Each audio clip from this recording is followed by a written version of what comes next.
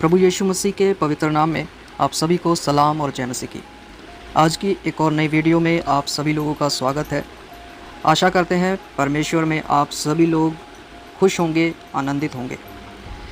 इससे पहले कि हम आज की वीडियो में आगे बढ़ें, मैं आपको बताना चाहता हूं कि इससे भी पहले हम कुछ वीडियोस पाप के ऊपर, पाप की बाइबल स्टडी के ऊपर हम डाल चुके हैं, और अगर आप उसको देखना चाहते हैं तो यूट्यूब चैनल पर आप जा कर के हमारी प्लेलिस्ट में जाकर उसको देख सकते हैं। आज की इस वीडियो में हम बात करेंगे पाप के ऊपर। इससे पहले हमने पापों की सूची के बारे में बात किया था, और आज हम बात करने जा रहे हैं पापों के परिणाम के बारे में, कि बाइबल के अनुसार जब हम देखते हैं तो पापों का क्या परिणाम होता है। वैसे तो आपको पता होगा, पर जब हम वचनों की अध्ययन करते हैं, वचनों से देखते हैं, वचनों में ढूंढते हैं, तो हमें और भी कुछ और बहुत कुछ ज़्यादा सीखने के लिए मिलता है। अगर आपको इस बाइबल स्टडीज़ से कुछ समझ आ रहा है, आपकी कुछ उन्नति हो रही है, तो आप कमेंट बॉक्स में ज़रूर लिखना, ताकि हमें और भी ज़्यादा वीडियोस बनाने के लिए उत्साह मिल सके, और परमेश्वर आप सभी को आशीष दे। आइए हम आगे चलते हैं, और आज के सबसे पहले वचन को हम देखने जा रहे हैं, जो कि मत्ती की इंजील और उसका 25 अध्याय और 41 से लेकर 46 तक, यानी 41 से लेकर 46 वचन तक बाइबल हमें क्या बताती है। और आज का टॉपिक है पापों का परिणाम, कि जो कोई व्यक्ति पाप करता है या पापों में बना रहता है तो उसको क्या मिलता है, क्या रिज़ल्ट उसके जीवन में देखने के लिए मिलता है। हम देख रहे हैं मत्ती की इंजील 25 अध्याय और उसका 41 वचन से हम पढ़ेंगे। यहाँ पर लिखा है, तब वह बाईं ओर वाले लोगों से कहेगा, हे श्रापित लोगों, मेरे सामने से उस अनंत आग में चले जाओ जो शैतान और उसके दूतों के लिए तैयार की गई है। सबसे पहले चीज़ जो मैं आपको बताने जा रहा हूँ, यहाँ पे लिखा है कि ये जो आग है, ये शैतान और उसके दूतों के लिए तैयार की गई है। इंसान के लिए नर्क या नर्क की आग जो है वह तैयार नहीं की गई। आपको इस बात का ध्यान रखना है। ये तैयार की गई है शैतान के लिए, और शैतान के साथ काम करने वाले जो दूत हैं उसके लिए ये तैयार की गई थी। परंतु जो इंसान है वह पाप के चलते खुद अपने लिए वैसा स्थान चुन रहा है जो कि शैतान के लिए तैयार किया गया था। और सीधी भाषा में अगर मैं आपको बताना चाहूँ तो ये जिसके बारे में बात की जा रही है, जो अनंत आग है, जो आग की झील है, या जो नर्क है, वो आखिर है क्या। नर्क को हम बोल सकते हैं जहाँ पर परमेश्वर की उपस्थिति नहीं है, जहाँ पे परमेश्वर नहीं है। और स्वर्ग एक ऐसी जगह है जहाँ पर परमेश्वर है, उसकी उपस्थिति है, जहाँ पर कोई दुख, दर्द, पीड़ा नहीं है। परंतु नर्क में जहाँ पर परमेश्वर की उपस्थिति नहीं है, वहाँ पर दुख है, पीड़ा है, वहाँ पे आंसू है, दांत पीसना है। इसके बाद वचन में लिखा है जो शैतान और उसके दूतों के लिए तैयार की गई थी, क्योंकि मैं भूखा था और तुमने मुझे खाने को नहीं दिया, मैं प्यासा था, तुमने मुझे पानी नहीं पिलाया, मैं परदेसी था और तुमने मुझे अपने घर में नहीं ठहराया, मैं नंगा था और तुमने मुझे कपड़े नहीं पहनाए, बीमार था, बंदी गृह में था, तुमने मेरी सुधि नहीं ली। तब वे उत्तर देंगे कि हे प्रभु, हमने तुझे कब भूखा, प्यासा, परदेसी, नंगा, बीमार, बंदी गृह में देखा और तेरी सेवा टहल ना की। तब वह उन्हें उत्तर देगा, मैं तुमसे सच कहता हूँ कि तुमने जो इन छोटे से छोटों में से किसी एक के साथ नहीं किया, वह मेरे साथ भी नहीं किया। ये अनंत दंड भोगेंगे, परंतु धर्मी अनंत जीवन में प्रवेश करेंगे। जो स्वार्थी लोग हैं, मैं उनकी बात करना चाहता हूँ। ये दंड उन स्वार्थी लोगों के लिए जो सिर्फ अपने बारे में सोचते हैं। ये उनके लिए है जिनके अंदर दया नहीं है, जो इस दुनिया में सिर्फ अपने ऊपर ही अपना ध्यान लगाए रखते हैं, और सिर्फ उनके अंदर मैं या मेरा या सब कुछ मेरा, इस तरीके की बातें चलती हैं। ये चीज़ें उनके लिए हैं। पर धर्मी जन वो होता है जो सबके बारे में सोचता है, जो सबको साथ लेकर के चलता है। तो इसके बाद में हम देखेंगे, मैं आपको यहाँ पर कहना चाहता हूँ कि कभी भी किसी को नज़रअंदाज ना करें। अगर आपको लगता है कि आजकल का जो समय है उसमें हम किसी पर भरोसा नहीं कर सकते, कोई व्यक्ति कैसा है, कोई व्यक्ति कैसा है, तो मैं आपको चाहूँगा थोड़ा परमेश्वर की अगुवाई में आए। परमेश्वर जैसी अगुवाई करता है वैसा आप करें, पर वचन को पूरा ज़रूर करें। इसके बाद हम देखने चाह रहे हैं पहला तीमुथियुस उसका 6 अध्याय और उसका 9 वचन हमें क्या सिखाता है, क्या बताता है। पहला तीमुथियुस उसका 6 अध्याय और उसका 9 वचन हम पढ़ेंगे। बाइबल में इस प्रकार लिखा है, पर जो धनी होना चाहते हैं वे ऐसी परीक्षा और फंदे और बहुत तेरे व्यर्थ और हानिकारक लालसाओं में फंसते हैं, जो मनुष्य को बिगाड़ देती हैं और विनाश के समुद्र में डुबा देती हैं। यहाँ पर मैं आपको बताना चाहता हूँ, जो धनी होना चाहते हैं, जो रुपयों का लोभ रखते हैं, जो अपने आप को खुद बढ़ावा देते हैं, खुद ऊंचा करना चाहते हैं और लालसाओं से घिरे रहते हैं। ऐसी लालसाएं कि अगर मैं कहूं कि मुझसे ज़्यादा सुंदर तो कोई है ही नहीं, या मैं अपने आप को सिर्फ सुंदर बनाने में लगा रहूं, या मैं अपने आप को एक दिखावती ज़िंदगी में लेकर के जाऊं कि मैं असलियत में कुछ और हूं और सामने से मैं दिखा कुछ और रहा हूं। ऐसी हानिकारक लालसाओं में लोग जो है फंसते चले जाते हैं, और ये चीज़ें जो है वो मनुष्य को बिगाड़ देती है और विनाश के समुद्र में डुबा देती है। विनाश का समुद्र का मतलब एक ही आता है कि वह नर्क में विनाश का समुद्र, मुझे लगता है कि ये परीक्षाएं उसी समुंदर में ले जाती हैं एक व्यक्ति को, जहाँ पर नर्क की आग है, जहाँ पर शैतान और उसके दूत जाते हैं। तो यीशु मसीह ने भी कहा कि एक सुई के नाके से ऊँट का निकल जाना सहज है, परंतु एक धनी व्यक्ति का स्वर्ग राज में प्रवेश करना बहुत ही मुश्किल है। इसलिए वचन कहता है कि अगर कोई ऐसी परीक्षा में, फंदे में जो है वे लोग पड़ जाते हैं, तो उनको परमेश्वर के आगे आना चाहिए कि प्रभु ये सब चीज़ें बाद में हैं, परमेश्वर पहले है, क्योंकि परमेश्वर ने अपने इकलौते पुत्र को दिया हमारे लिए ताकि हम बचाए जाएं। तो रुपयों के लोभ के कारण जो है वे लोग एक अलगताई में आ जाते हैं और अपने आप को अलग कर देते हैं परमेश्वर के प्रेम से, उसके वचनों से, उसकी दया और उद्धार से। जो लोग धनी होना चाहते हैं, जिनके अंदर लोभ का पाप जो है वह बना रहता है। और इसके बाद हम बात करेंगे यहूदा की पत्री इसके बारे में क्या बताती है। हम चलेंगे यहूदा की पत्री में, और यहूदा की पत्री 1 अध्याय और इसका हम 4 वचन पढ़ेंगे। लिखा है, क्योंकि कितने ऐसे मनुष्य चुपके से हम में आ मिले हैं, जिनके इस दंड का वर्णन पुराने समय में पहले से ही लिखा गया था। ये भक्तहीन है। सबसे पहली बात, इस वचन में जो हमें बताया जा रहा है, ये लोग जो है वह भक्तहीन हैं और हमारे परमेश्वर के अनुग्रह यानी कि उसकी दया, उसकी कृपा जो है उसको लुचपन में बदल डालते हैं और हमारे अद्भुत स्वामी और प्रभु यीशु मसीह का इनकार कर देते हैं। पाप से घिरा हुआ व्यक्ति, बुराई से घिरा हुआ व्यक्ति जो है वह यीशु मसीह का इनकार करने में देरी नहीं लगाता है। बहुत से लोग आपको मिल जाएंगे जो कहेंगे हम विश्वासी हैं, पर विश्वासियों जैसे काम जो है वो उनकी लाइफ में कभी भी आपको दिखाई नहीं देंगे। एक बहुत ही दुख देने वाली एक ऐसी घटना है जो आज के समय में आपको दिखाई देगी। लोग प्रभु यीशु मसीह का इनकार करते हैं। मैं आपको बताना चाहता हूँ, अगर कोई ये कहे कि मुझ में विश्वास है और मैं एक अच्छा विश्वासी हूँ, तो उसके विश्वास को आप कैसे देखेंगे? उसके विश्वास को आप देखेंगे उसके कामों के साथ। इसीलिए याकूब की पत्री में लिखा है कि मैं भी विश्वास करता हूँ, परंतु मैं अपने विश्वास को कामों से दिखाऊंगा। पर आजकल के जो लोग हैं वो कामों से नहीं दिखाते हैं, वो सिर्फ मुंह से बोलते हैं कि हम विश्वासी हैं, हम प्रार्थना करते हैं, हम आराधना करते हैं, हम चर्च जाते हैं, हम सब कुछ करते हैं। बहुत सारे लोग हैं जो प्रार्थना करते हैं, नो डाउट, चर्च भी जाते हैं, दान भी देते हैं, परमेश्वर के काम में सहयोग भी करते हैं, परंतु जैसा जीवन परमेश्वर को चाहिए, जैसा चाल चलन परमेश्वर को चाहिए, वैसा जीवन वह दे नहीं पाते हैं। जैसी इच्छा परमेश्वर की है वो वैसा नहीं करना चाहते, परंतु अपनी इच्छा के अनुसार सब कुछ करना चाहते हैं। इसीलिए लिखा है कि ऐसे मनुष्य जो हैं वे चुपके से आ मिले हैं, चुपके से। ये भक्तहीन है। लिखा है ये भक्तहीन लोग हैं, इनको नहीं पता किसी चीज़ के बारे में कि परमेश्वर जो है वह भय के योग्य है, उसकी भक्ति किस तरीके से की जाती है। तो प्रियजनों, इसके बाद हम एक वचन को देखने जा रहे हैं। मेरे साथ बने रहे और सीखने की कोशिश करें, इस टॉपिक में बने रहे। रोमियो की पत्री से हम पढ़ेंगे। रोमियो की पत्री उसका 6 अध्याय हम निकालेंगे। रोमियो की पत्री और उसका 6 अध्याय, और 6 अध्याय से हम खोलेंगे इसका 23 वचन। रोमियो 6 और उसका 23 वचन हम निकालेंगे। यहाँ पर लिखा है, क्योंकि पाप की मजदूरी तो मृत्यु है। अब इसमें मैं आपको और भी ज़्यादा खुल करके क्या बताऊँ। यहाँ पे साफ साफ तरीके से लिखा है, क्योंकि पाप की मजदूरी मृत्यु है। जो लोग लोभ में हैं, निकल नहीं पा रहे हैं, जो लोग परमेश्वर का इनकार कर रहे हैं, जो लोग अपने आप को बड़ा चढ़ा करके दिखाते हैं, जो लोग बुराई में बने हुए हैं, शैतान और उसके दूतों के साथ समझौता कर लेते हैं, समझौते का जीवन बिता रहे हैं, उनके लिए ये वचन लिखा है रोमियो 6 उसका 23 वचन में, क्योंकि पाप की मजदूरी, पाप की जो मजदूरी है वह मृत्यु है, वो मौत है।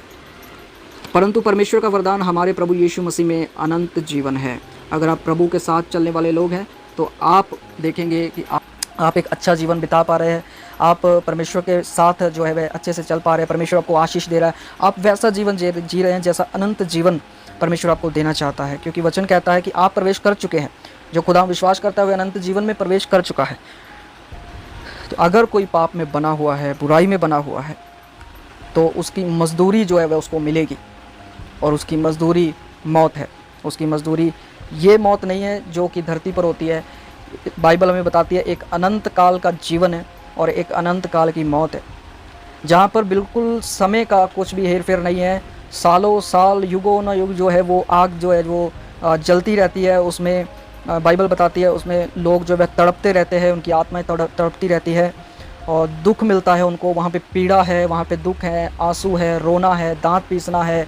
वहाँ पे दुष्ट आत्माएं जो हैं वे लोगों को जानबूझ करके दुख देती हैं, तकलीफ़ देती हैं।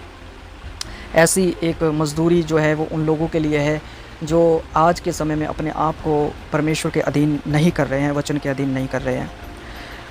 तो मेरे प्रियो, ये एक बहुत ही गंभीर विषय है। हम सिर्फ बोल करके तो ये कह सकते हैं कि पाप की मजदूरी मौत है। यहाँ पर एक व्यक्ति 80 साल 100 साल तक जिएगा, ज़्यादा से ज़्यादा 120 का हो जाएगा। उसके बाद का जो समय है वो अनंत काल का समय है। उसी के लिए परमेश्वर आपको बचाना चाहता है। इसीलिए वचन कहता है कि अपने आप को शुद्ध रखे, पवित्रताई में रखे। आपकी ज़बान से जो निकले वो खुदा के लिए होना चाहिए, या वो वैसा होना चाहिए कि जैसे आप वचन बोल रहे हैं। आपकी बातचीत ऐसी होनी चाहिए कि वो दूसरों के लिए अच्छी होनी चाहिए, उन्नति का, अनुग्रह का कारण होनी चाहिए और परमेश्वर की इच्छा में बने रहे। आइए एक वचन मैं आपको दिखाना चाहता हूँ पाप के बारे में, मजदूरी के बारे में जो है वह बाइबल क्या बताती है। हम चलेंगे प्रकाशित वाक्य में। प्रकाशित वाक्य बाइबल की आखिरी पुस्तक है, उसके हम 20 वचन में जाएंगे। प्रकाशित वाक्य 20 अध्याय और 14 और 15 वचन जो है वो हम पढ़ेंगे, जो लास्ट में है। यहाँ पर लिखा है, और मृत्यु और अधोलोक भी आग की झील में डाले गए। ये आग की झील तो दूसरी मृत्यु है। अब आप मुझे बताइए, लिखा है कि ये दूसरी मृत्यु है। आप बिल्कुल साफ जो है वो यहाँ पर देख सकते हैं। यहाँ पर लिखा है कि ये दूसरी मृत्यु है। उसके बाद 15 में लिखा है, और जिस किसी का नाम जीवन की पुस्तक में लिखा हुआ ना मिला वह आग की झील में डाला गया। अब गंभीर विषय यहाँ पर यह है कि जब भी कोई व्यक्ति तौबा करता है, जब भी कोई अपने पापों को मान लेता है, बुराई को छोड़ देता है और एक शुद्ध जीवन अपने बल पर पवित्र आत्मा की सहायता से, जितना भी वो शुद्ध जीवन और पवित्रताई में होकर के जीता है, परमेश्वर उसको प्रतिफल देगा उसका। परंतु वो शुद्ध ना होकर के एक अशुद्ध जीवन, एक व्यभिचार से भरा हुआ जीवन, एक बुराई से भरा हुआ, पाप से भरा हुआ, शैतान के साथ समझौता किया हुआ एक जीवन अगर कोई व्यक्ति जिएगा, तो 15 वचन में लिखा है, जिस किसी का नाम जीवन की पुस्तक में लिखा हुआ ना मिला। इसका मतलब है जीवन की पुस्तक से किसी का नाम हटाया भी जा सकता है, मिटाया भी जा सकता है, और जिसका नाम नहीं मिला वह आग की झील में डाला जाएगा। और ये आग की झील ऐसी झील है जिसमें आत्माएं तड़पती हैं, जिसमें वो लोग तड़पते हैं जो यीशु मसीह का इनकार करेंगे, जो लोग बुराई से मन नहीं फिराएंगे। क्योंकि यीशु मसीह ने जब प्रचार करना शुरू किया तो उन्होंने कहा मन फिराओ क्योंकि स्वर्ग का राज्य निकट है। चेलों ने जब प्रचार करना शुरू किया तो उन्होंने कहा मन फिराओ क्योंकि स्वर्ग का राज्य निकट है। आज मैं भी आप लोगों को यही बोलना चाहता हूँ, अपने पापों से मन फिराओ, परमेश्वर की ओर मुड़ आओ, ताकि आपके जीवन में सुख के दिन आ सके, ताकि आप बचाए जा सके, आपका घराना बचाया जा सके। और यीशु मसीह ने इसीलिए प्राण दिए ताकि आपको इस आग की झील में ना डाला जाए जो कि शैतान और उसके दूतों के लिए तैयार की गई थी। इसके बाद हम देखने के लिए जा रहे हैं लूका 15 और उसका 24 वचन। लूका की इंजील, हम लूका की इंजील में चलेंगे और फिर हम देखेंगे 15 अध्याय और इसका 24 वचन में क्या लिखा है। 24 वचन में लिखा है, क्योंकि मेरा ये पुत्र मर गया था फिर जी गया, खो गया था अब मिल गया, और वह आनंद करने लगे। ये वचन हमें बताता है कि वापस आ जाने पर जो है वह पिता आनंदित होता है। हो सकता है कोई व्यक्ति पाप में ज़िंदगी बिता रहा है, हो सकता है वह अपने पापों को जानता नहीं है। मैं आपको बताऊं, जो पापों में बना रहता है, बुराई में बना रहता है, उसका रिजल्ट क्या है, उसका परिणाम क्या है। बाइबल हमें बता रही है उस व्यक्ति को मौत मिलेगी, उस व्यक्ति को मृत्यु मिलेगी अगर कोई अपना मन नहीं फिराएगा, अगर कोई पापों से हटेगा नहीं। उसकी संगति परमेश्वर से टूट जाएगी जो भी कोई पापों में बुराई में बना रहेगा, और उसको आग की झील में फेंका जाएगा। परंतु मैं आपको बताना चाहता हूँ, अगर आज के समय में, क्योंकि वचन कहता है आज उद्धार का दिन है, अगर आपको लगता है कि आपने कोई पाप किया है, कोई बुराई की है, आप लगातार किसी भी पाप में बने हुए हैं, आपसे वो पाप छोड़ा नहीं जा रहा है, तो मैं आपको बताना चाहता हूँ परमेश्वर की इसमें आप सहायता लीजिए। आपको सहायक इसीलिए दिया गया है ताकि आप उसकी मदद ले सके। और वचन हमें बता रहा है 15 अध्याय 24 वचन लूका में कि वापस आ जाने पर जो है वह पिता जो है वह आनंदित होता है कि एक व्यक्ति अपने पापों से मुड़ करके उसके पास वापस आ गया। पिता आप पर दोष लगाने के लिए नहीं बैठा है, क्योंकि वचन कहता है यीशु को उसने इस जगत के लिए कुर्बान होने के लिए भेजा। उसने इसलिए भेजा ताकि लोग उसके द्वारा उद्धार पाए, इसलिए नहीं भेजा कि लोगों पर वह दोष लगाए। दोष उन पर लगाया जाएगा जो यीशु का इनकार करेंगे, जो उसके नाम का इनकार करेंगे, क्योंकि उन्होंने पिता के इकलौते पुत्र पर विश्वास नहीं किया, उसका इनकार किया है। पिता ने तो आपके लिए सब कुछ दे दिया है, कुछ भी अपने पास रख नहीं छोड़ा है। इसलिए अगर आप आज वापस जाएंगे, आज आप मान लेंगे कि आपसे बुराई हुई है, पाप हुआ है, आप छोड़ना चाहते हैं, तो मैं आपको बताना चाहता हूँ कि परमेश्वर जो है वह खुश हो जाएगा, आनंदित हो जाएगा। जिस तरीके से उड़ाऊ पुत्र जब गया तो उसका पिता शायद दुखी होगा, परंतु जब वह वापस आया तो वह बहुत खुश था। उसके पिता ने उसको दौड़ करके गले लगाया। उसका बेटा तो ये चाहता था कि उसको एक सेवक की तरह रख लिया जाए, पर क्या पिता ने उसको सेवक की तरह रखा? नहीं, उसके पिता ने उसको उसके बेटे की तरह ही रखा और उस वही पदवी उसको वापस दी, क्योंकि वो बेटा था और बेटा ही रहेगा। आज के समय में ये वचन आपके लिए है, क्योंकि मेरा ये पुत्र मर गया था फिर जी गया है, खो गया था अब मिल गया है, और वह आनंद करने लगे। अगर आप परमेश्वर के साथ आनंद करना चाहते हैं, अगर आप चाहते हैं कि परमेश्वर आपके कामों से, आपके स्वभाव से, आपके जीवन से खुश हो जाए, तो आपको ये बुराइयां छोड़ करके अपना मन फिराव करना चाहिए। इसके बाद हम चलेंगे यूहन्ना की इंजील में। मैं सब कुछ आपको बाइबल ही से बता रहा हूँ, बाइबल ही से पढ़वा रहा हूँ, ताकि आपके अंदर किसी भी तरीके का कोई भी शक ना रहे। हम चलेंगे यूहन्ना की इंजील 3 अध्याय और उसका हम पढ़ेंगे 17 और 18 वचन। यहाँ पे लिखा है, परमेश्वर ने अपने पुत्र को जगत में इसलिए नहीं भेजा कि जगत पर दंड की आज्ञा दे। मैंने आपको पहले ही बता दिया कि परमेश्वर ने अपने पुत्र को इसलिए नहीं भेजा कि वह जगत पे दंड की आज्ञा दे, समझ पा रहे हैं, परंतु इसलिए जगत में भेजा ताकि उसके द्वारा उद्धार पाए। अगर आप उद्धार पाना चाहते हैं तो आपको यीशु मसीह के पास जाना चाहिए। और उसके बाद 18 वचन में क्या लिखा है? 18 वचन में लिखा है,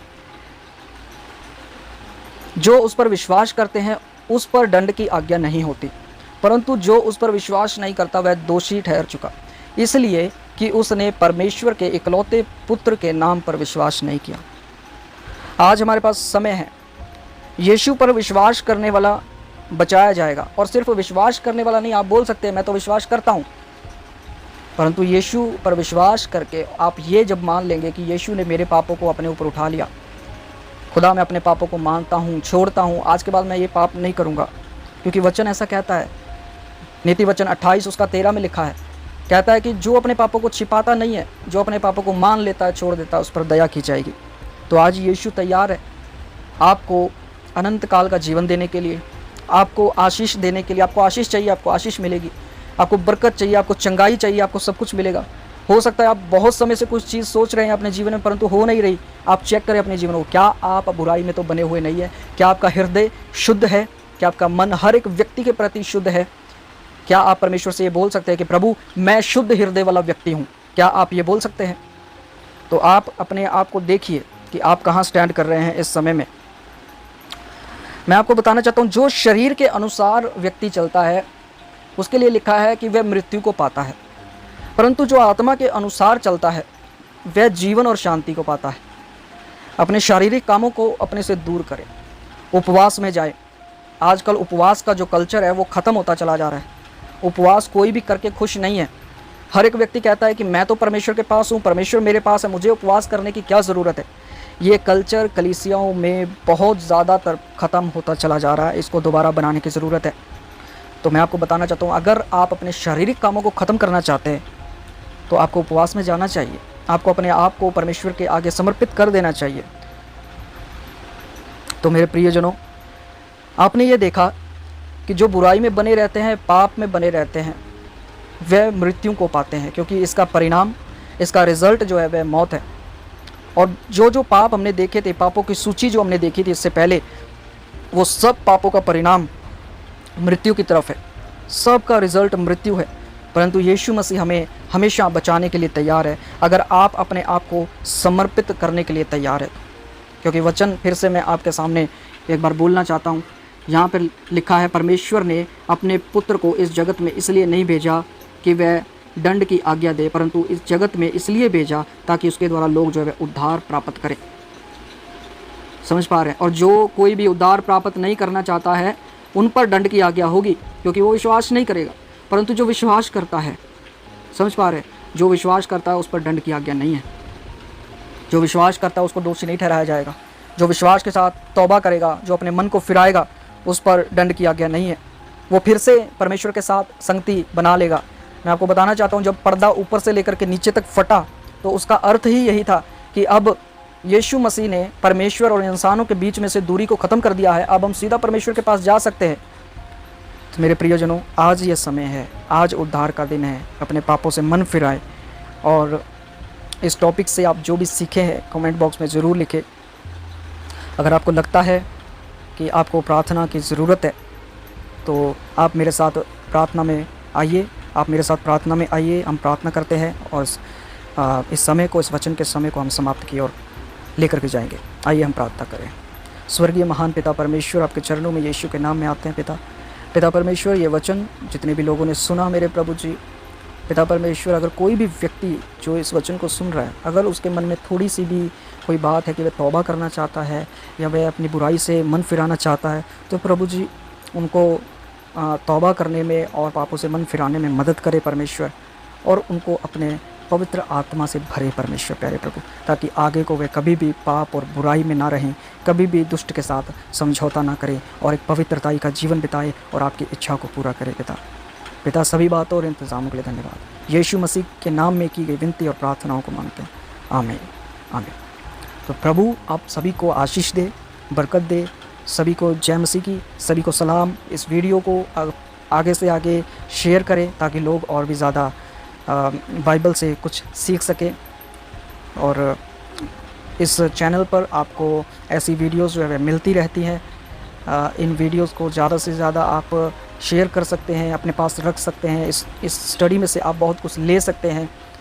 तो हमेशा हमारे लिए जो है वह, जब भी आप प्रार्थनाओं में बैठे तो दुआ ज़रूर करें। हालेलुया मिनिस्ट्रीज़ के लिए जो हमारी सेवकाई है उसके लिए दुआ करें। और आप जो भी अगर हमारी मिनिस्ट्री के लिए कुछ करना चाहते हैं तो आप कमेंट बॉक्स में लिख सकते हैं। प्रभु आप सभी को आशीष दे। सबको जय मसीह।